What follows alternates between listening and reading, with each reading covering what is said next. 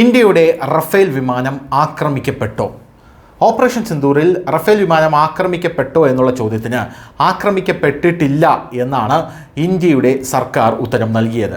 യഥാർത്ഥത്തിൽ ഇപ്പോൾ റഫേൽ വിമാനത്തെ പാകിസ്ഥാൻ ആക്രമിച്ചിട്ടുണ്ട് എന്നാണ് ഇപ്പോൾ ഫ്രഞ്ച് പ്രതിരോധ മാധ്യമമായിട്ടുള്ള എവിയോൺസ് ലെജൻഡ് ഡയറീസ് .net റിപ്പോർട്ട് ചെയ്യുന്നത്.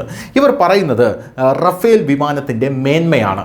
റഫേൽ വിമാനത്തിന് മേൽ ഒരു പാകിസ്ഥാൻ മിസൈൽ വന്ന് പതിച്ചിട്ടുണ്ട്.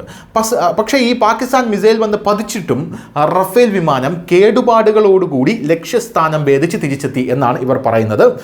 ഇന്ത്യൻ വ്യോമസേനയുടെ റഫേൽ വിമാനങ്ങളുടെ എണ്ണം 100ആയി വികസിപ്പിക്കാനുള്ള ഒരു നീക്കമാണ് ഇപ്പോൾ നമ്മുടെ കേന്ദ്ര സർക്കാർ നടത്തുന്നത്. ഒരു single seat Rafale Pakistan missile ആക്രമണത്തിൽ നിന്ന് രക്ഷപ്പെട്ട ഒരു സംഭവത്തെയാണ് അവർ ഇതിനായി ചൂണ്ടിക്കാട്ടിയത്. അതായത് അടുത്തിടെ ഉണ്ടായ ഓപ്പറേഷൻ സിന്ദൂറിനിടെ ഇന്ത്യൻ വ്യോമസേനയുടെ ഒരു റഫേൽ വിമാനം ലക്ഷ്യമിട്ട് ചൈനീസ് നിർമ്മിതമായിട്ടുള്ള Pakistan air to air missile വന്നു.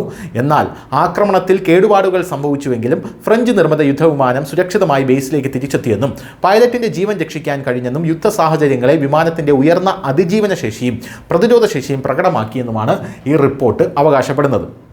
ഫ്രാൻസിലെ ദസോൾട്ട് ഏവിയേഷനുമായുള്ള 7.8 ബില്യൺ യൂറോയുടെ കരാറിന് കീഴിൽ 2020നും 2022നും ഇടയിൽ ഇന്ത്യ ഉൾപ്പെടുത്തിയ 36 റഫേൽ യുദ്ധവിമാനങ്ങൾ നിലവിൽ ഇന്ത്യയിലുണ്ട്. പടിഞ്ഞാറൻ കിഴക്കൻ മേഖലകളെ ഉൾക്കൊള്ളുന്ന അംബാല, ഹസിമാര എന്നിവിടങ്ങളിലെ മുൻനിര താവളങ്ങളിൽ ഈ വിമാനങ്ങൾ ഇതിനകം തന്നെ വിന്യസിച്ചിട്ടുമുണ്ട്.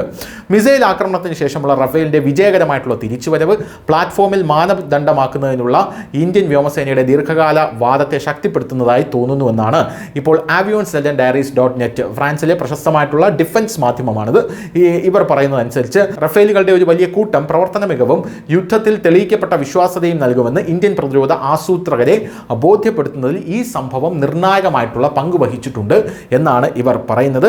അതുകൊണ്ട് തന്നെ ആധുനിക വ്യോമ പോരാട്ടങ്ങൾ, സ്റ്റെൽത്ത് സെൻസറുകൾ, മിസൈൽ പ്രകടനം എന്നിവയിൽ വലിയ പ്രാധാന്യം നൽകുമ്പോൾ കേടുപാടുകൾ ആഗിരണം ചെയ്ത് ബേസിലേക്ക് മടങ്ങാനുള്ള ഒരു വിമാനത്തിൻ്റെ കഴിവ് നിർണായകമാണെങ്കിലും കുറച്ച് കാണിച്ചിട്ടില്ലാത്ത ഒരു നേട്ടമാണ് എന്നാണ് ഇന്ത്യ ഇപ്പോൾ വിലയിരുത്തുന്നത്.